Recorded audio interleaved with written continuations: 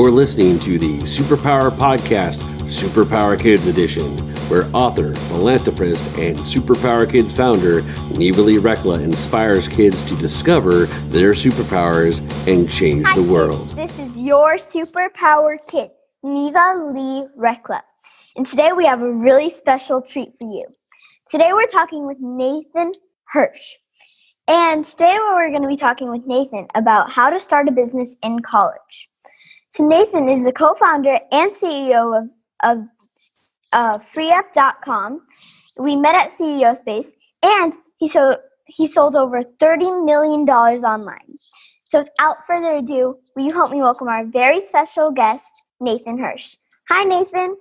Hey, how you doing? I'm doing amazing. How are you? I'm doing great. I am pumped up. I'm ready for this podcast. I'm super excited. So what are your superpowers? So my superpowers is I can lift really heavy weights. I go to the gym 5 days a week, but I have a weakness. I have a soft spot for animals. So I have a cute little puppy, any kind of animal, pony, bunny rabbit. I have a complete soft spot for them. So I'm not as big and mighty as I seem. That's awesome. Yeah. Anytime I see an animal, I have to point it out. Yep. Even if it's like the tiniest lizard, I have to point it out. Yep. So how did you get the idea to start a business in college? So I always had that entrepreneurial mentality because when I was younger, my parents were both teachers. So I was a little bit of a rebel, and they forced me to get these summer jobs, and I hated it more than anything else. I was working 40 hours, 50 hours a week while all my friends were outside playing baseball and in the good weather. Wow. But I learned so much from the management to the sales to the customer service. But I also learned that I didn't want to do this after college. I didn't want to work that 9-to-5 job. And so when I got to college, I really wanted to start my own business. I just didn't know how. Exactly. So what I did was I just experimented. I just tried different things. I remember I went to the dump at first to try to find products to sell. I eventually started to buy textbooks from my friends, and that took off a little bit. And then selling textbooks led me to Amazon, and that's when I became addicted and obsessed with Amazon and became a really good seller selling baby products. So that's really how I got into it. Was I knew I wanted to start my own business. I didn't know how, and I just tried things until I found something that was profitable. That's awesome. Yeah. So I think that's a really good idea, that try new things. Like maybe the first thing you're not going to be into, maybe the second thing you're kind of into, but it's not the thing for you. And then you have to keep trying and trying until you find what you're really into. Yeah, and it goes back even before college. I remember I would open up a lemonade stand on my street, but I lived on a very slow street. There was no one going by. So I made absolutely no money, and I tried everything as a kid. I mean, I did the lemonade, and then we had raspberries and rhubarb. We grew them in the backyard. I tried selling those, failed over and over again. So don't give up. Even if your first, second, third, fourth, fifth idea doesn't work, you have to keep trying. Exactly. So where did you get the idea for FreeUp? So as I was growing this Amazon business, and keep in mind, I was a young entrepreneur. I had no idea what I was doing. I became completely overwhelmed. I was working 20 hours a day. I didn't have time to hang out with my friends, and my grades started to fall in college because I was just working all the time. And so I realized that I had to start hiring people. But who was I going to hire? The only people that I could hire were these college kids, and they all had their own lives going on, from going to parties to studying for school. They didn't want to work for me. And all these 30-year-old experts, they didn't want to work for some 20-year-old either. So I started hiring on Upwork and Fiverr and using these remote hiring platforms because they were the only people that would work for me.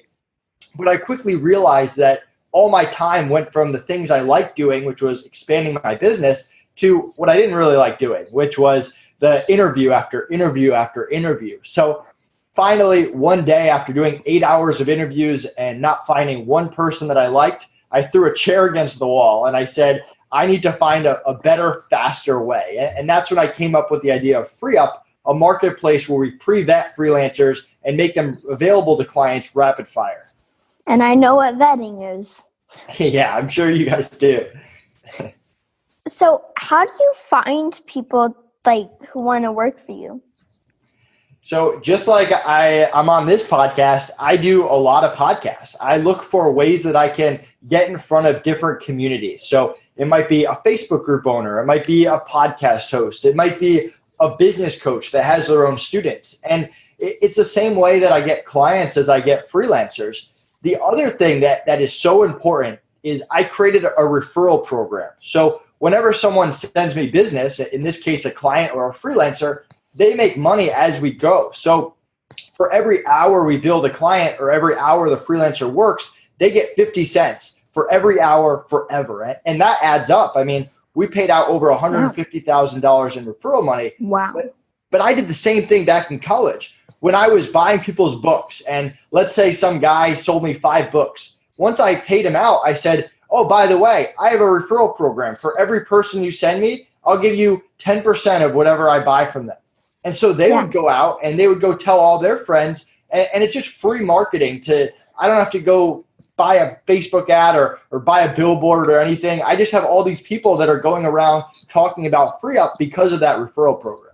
Yeah, that's really cool. So do you have an example of where someone was like a scammer and you had to necessarily get them away from your business? Yeah, absolutely. So back when I first started working, I hired these 2 sisters. They were in South Africa, and I hired them to do customer service. And what I found out months later was every time that they were both clocking in, it was just one of them answering both the emails. So they would just go back and forth. So they were billing me twice and doing half as much work. And it took me 2 months to figure that out. It was a very important lesson I learned about hiring people. But what people don't realize when people think scam, they think, oh my God, they're going to steal my car, my house, all my money. Most of the time that doesn't happen. I mean, she probably cost me $500 to $1,000, which is a good amount of money. But in the grand scheme of life, you recover from it. And it's just an expensive lesson. So most of the times I consider them lessons more than me being scammed. Yeah. We were actually, I think it was a few nights ago, my sister, she's with us right now, we were talking about scams and what we would say to people. And it was really funny because it's we came up with some interesting conversations, like pretending you're going to walk away. And like my sister, I think her grandfather, he just keeps people on the phone for 4 hours. He'll stop, he'll walk away, he'll forget about it, and then I'll be back, and then he'll leave for another hour, and then another hour, and then another hour, until they just bore the heck out of them. Yeah, I mean, for me, whenever I come up with a situation, let's say it's a scam or someone I just don't want to work with anymore, or a client that didn't pay me or something, it almost never makes sense to escalate it. Making it worse doesn't really accomplish anything. Exactly. So for me, I just try to remove myself and be as respectful as possible, but just remove myself from that situation as quickly as I can. And just remove all avenues from that person to contact me, whether it's blocking them, telling my assistants to block them. I'll make sure I'll check all my social media channels and just completely remove them from your life and then just move on with your life. Exactly. I think that's a good idea. Maybe you just don't like their energy, so you remove yourself from the situation.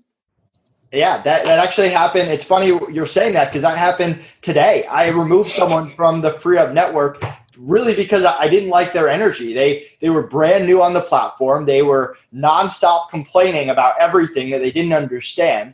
I gave them my calendar to meet with me because I wanted to help. I wanted to find out what's so terrible. Well, how can I help? They missed the meeting, didn't say anything, and then continued to complain.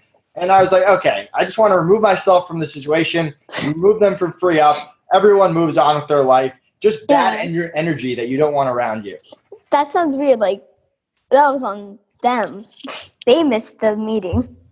Exactly. And there's nothing you can do. I mean, I can spend hours trying to figure out what was going through his head, but it's just not worth it. I'd rather focus on the 1,000 positive freelancers that we have. Yeah, I actually have a story where I was supposed to interview this kid, and we tried about 4 times, I think, 3 times to get him on. So first time, didn't show. My mom tried to email him, tried to text him, tried to get our assistants to call them, and he wouldn't show up. Second time, didn't show up. Third time, didn't show up. And I'm like, he wanted to be on my show. But it was really weird because it was like, I felt like almost if people say they're going to do something, then they don't do it. It's like, they don't know what committing to someone is, you know? You have to show up for opportunities. I mean, Exactly. Today I woke up and I have 6 podcasts scheduled today, which is completely crazy. I've never done that before. And I could have easily woken up this morning and emailed half the podcast and say, hey, can you reschedule, please? But I don't want to do that. I mean, I might never get that opportunity again. And these are people that they're doing me a favor. They're helping me out. So I never want to put someone in a position where they think, hey, Nathan doesn't value my time. So sometimes as an entrepreneur, you have to get out of your comfort zone. You have to suck it up, put a smile on your face, and power through, even if that means taking a client phone call on a Saturday night when you're with your friends or whatever it is. Like sometimes you just have to do those things in order to take your business to the next level. Yep. So we actually need to take a quick break, but we've been talking with Nathan Hirsch on how to start a business in college. But really fast, where can people go to find out more about you? Yeah, so if you go to freeup.com with 3 E's, my calendar is right at the top. You can book a time to speak with me. You can create a free client account. And if you mention this podcast, you get a free $50 credit added to your account to start hiring people today. Awesome. Go check it out because he and the freelancers are super amazing. So we'll be right back. Are you here to change the world? Do you talk about things like vibration, frequency, awakening, and consciousness? Are you pretty sure you have superpowers? The Superpower Net is unlike normal coaching programs and conscious communities. We provide training, intuitive guidance, peer-to-peer learning, intensive one-on-one coaching, and a high vibrational network of people just like you. When you join the net, you get 24/7 access to a collaborative group of people who support you as you master your personal power and unlock your superpowers. If you're ready to use your superpowers to change the world, then join the Superpower Net today. Visit superpowerexperts.com/thenet to learn more. Okay, we're back and we've been talking with Nathan Hirsch about how to start a business in college. So we'll actually need to do a funny FaceTime. So we have to make our funniest face in 3, 2, 1, go.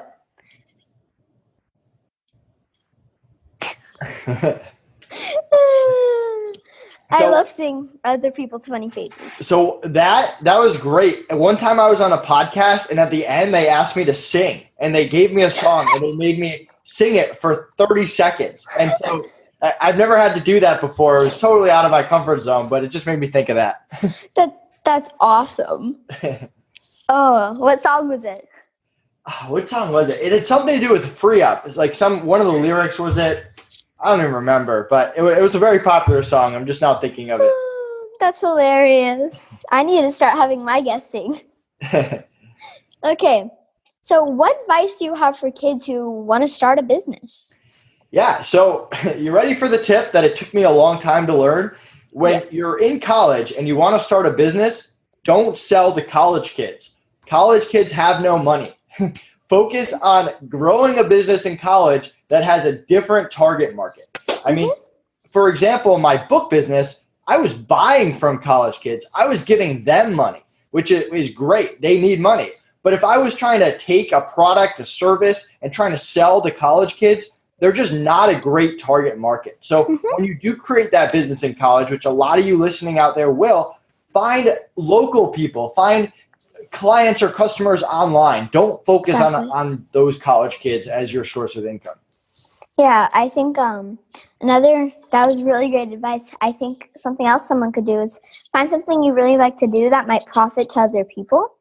And maybe you're working with like a book club or something, have them donate books or have them donate money to help go to the book charity or whatever, like situation you need help with, and say, I can benefit and help you with this. And let's say you like to draw and and they kind of want a tattoo, but they don't know what. You could draw a tattoo for them, you know? So I'm using that advice because my sister is an artist, so.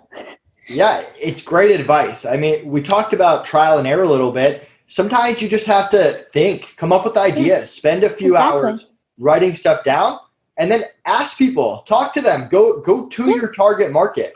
What I did with FreeUp, because I was in the Amazon community, I was an Amazon seller, is I started talking to other Amazon sellers. Hey, what's your hiring experience like? Are you finding freelancers easily? And they were like, no, I'm not. It's taking forever. And then they had the exact same issue I had, because a lot of times entrepreneurs, they don't understand their target. They understand themselves and they think, oh, this is great for me. I would like it. I would buy it.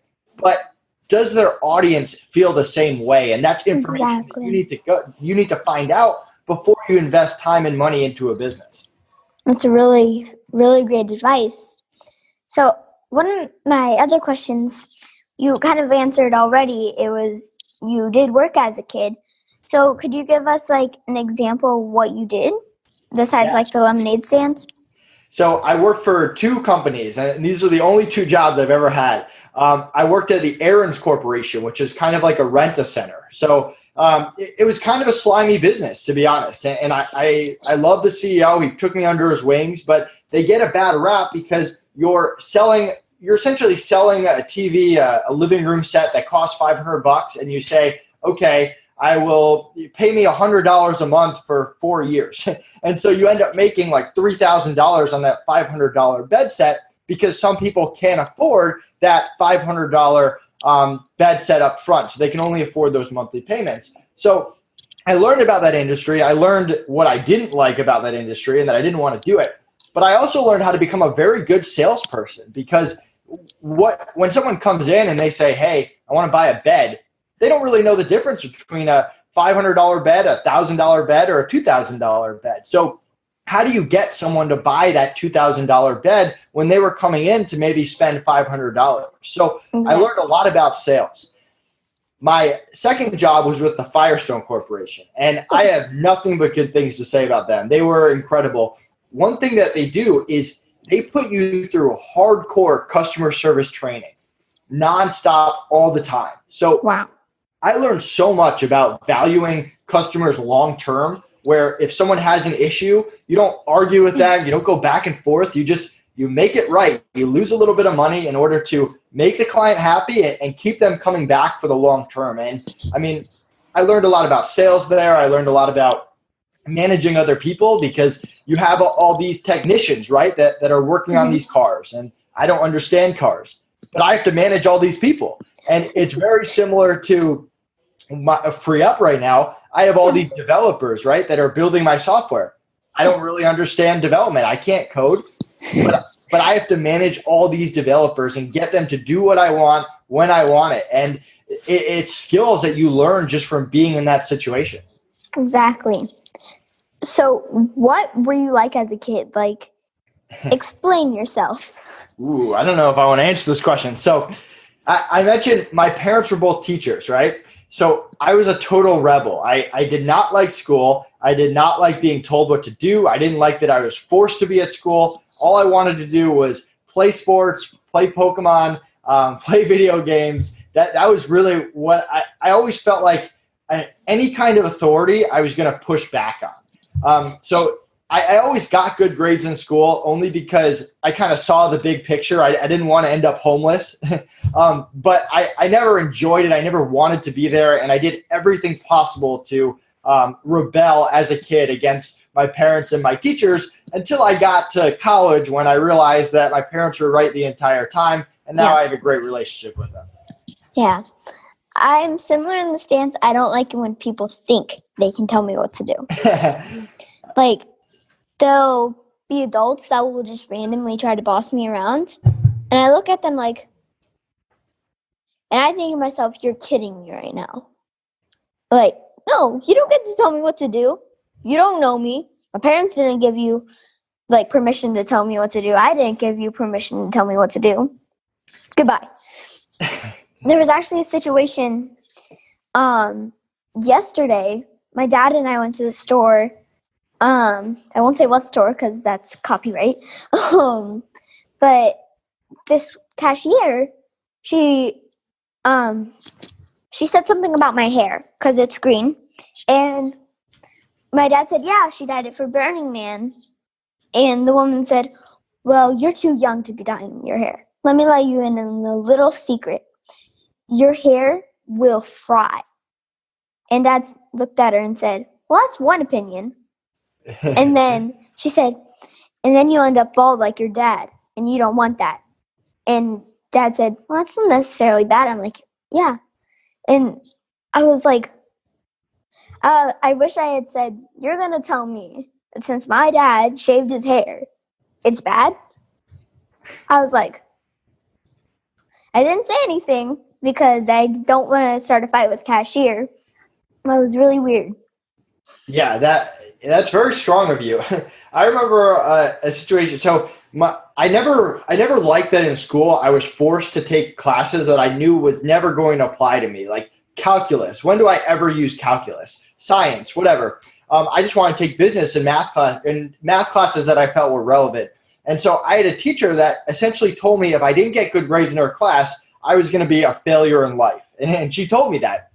And so when I started my first business and we became successful, I wrote down exactly like what I did, how I built it. And I took a picture of myself like this, and I put it in an envelope and I mailed it to her. And my dad works at my high school, or he's retired now, but he used to. And so he saw her reaction. It was kind of funny. That's awesome. So we actually need to do Super Neva questions. All right. So you have to answer these questions as fast as you can. All right. So you can't stumble or anything. Speed. All right. What's your favorite color? Blue. What's your favorite animal? Dogs. Would you rather live in a real working hot tub full of hot fudge or a giant pool full of marshmallows this big? Marshmallows. That sounds like fun. Yeah. If you could have any superpower in the world, what would it be? Whew. No, more than one. Speed. I wish I was faster. I was always a slow runner. I was strong and athletic, but I was never fast. So I always wondered what it would be like to just run really quick. Yeah, I think I want flight, invisibility, and mind teleportation. I'm scared of heights, so flying probably wouldn't be that good for me. Yeah, I'm sort of scared of heights, but not really. Like, because I feel like I would be the queen of hide and go seek, if you know what I mean. There's a story where my sister and I, the light in my bathroom, it's automatic, so you can turn it on and off, but it turns on by itself. Yeah. And we were playing hide and go seek. I hid in my bathroom, my shower. I was just standing up against the wall. I turned off all the lights. Took about 30, 45 minutes to find me. She looked right straight into the shower and didn't see me. And I'm like covering my mouth so I don't laugh because I can say something. If someone looks at me in a straight face, I start cracking up. So I heard her speaking to my parents. I can't find your daughter. I don't know where she went. I'm like, and then she finally double, triple checked the bathroom and she looked. She's like, I didn't see you. I didn't know you were here. And so it was really fun. But I have a lot of dreams where I can actually fly. So Yeah, I feel like flying is good long term, but how long are you going to play hide and go seek for? Forever.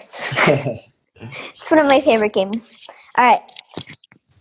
Would you rather be a mermaid, fairy, or a unicorn? A mermaid. That'd be cool. Like go breathe underwater, see the bottom of the ocean. I actually like to swim where my stomach touches the bottom of the pool. And I've actually gotten really good where I can take one breath before I go under and swim across the entire pool. Wow, that's impressive. I don't think I can do that. So our pool is a regular sized pool, like a regular house pool, so not that big.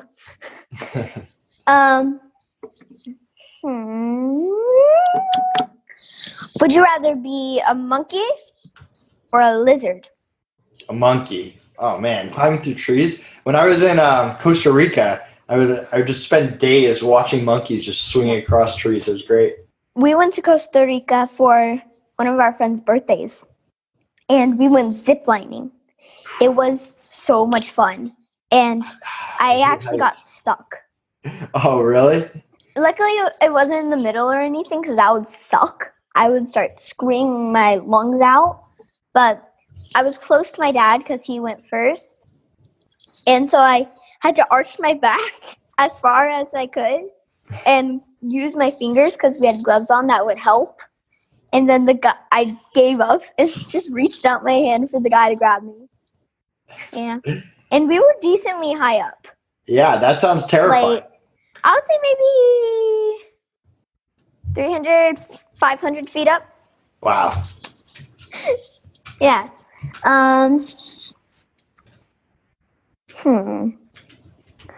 Would you rather have a pet dragon, like a big dragon, or a pet unicorn?